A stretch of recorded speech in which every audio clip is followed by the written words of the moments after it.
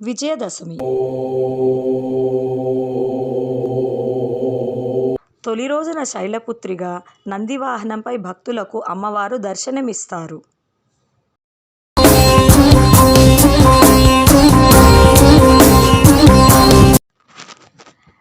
రెండవ రోజున బాలా త్రిపుర సుందరీ దేవి అలంకారంలో భక్తులకు అమ్మవారు దర్శనమిస్తారు.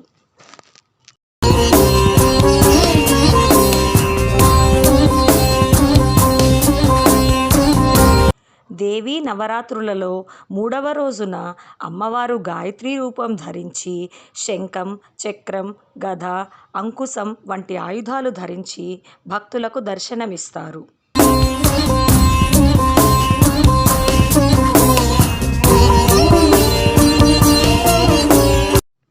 ఈ శరన్నవరాత్రులలో నాలుగవ రోజున అమ్మవారు లలితాదేవి అలంకారాన్ని ధరించి త్రిగుణాతీతమైన కామేశ్వరీ స్వరూపంలో భక్తులకు దర్శనమిస్తారు.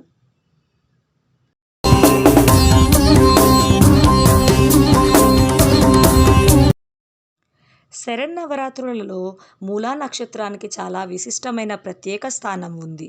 ఈ మూలా నక్షత్రంలో వచ్చే రోజున ఈ తల్లిని సరస్వతీదేవి అవతారంలో మనమందరం ఆరాధించడం వల్ల బుద్ధిని, వికాసము మరియు విద్యాలాభం వంటి విశిష్టమైన లక్షణాలు మనలో అలవడుతాయి.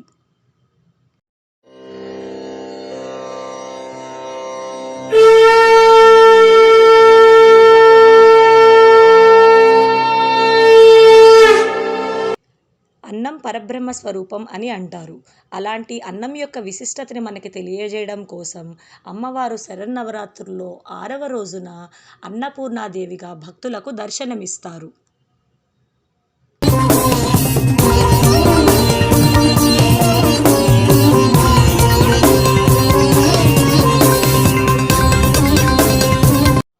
దేవీ నవరాత్రులలో 7వ రోజున అమ్మవారు మహాలక్ష్మి రూపాన్ని ధరిస్తారు. అష్టలక్ష్ముల సమిష్టి రూపమే మహాలక్ష్మి అవతారం.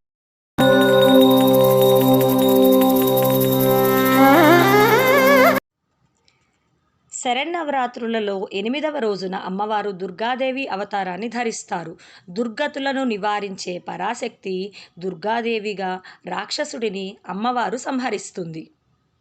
దేవీ నవరాత్రులలో 9వ రోజున అమ్మవారు మహిషాసురమర్దిని అనే అవతారాన్ని ధరించి మహిషాసురుడు అనే రాక్షసుణ్ణి సంహరించిన ఆశ్వయుజ శుద్ధ నవమి నాడు మనమందరము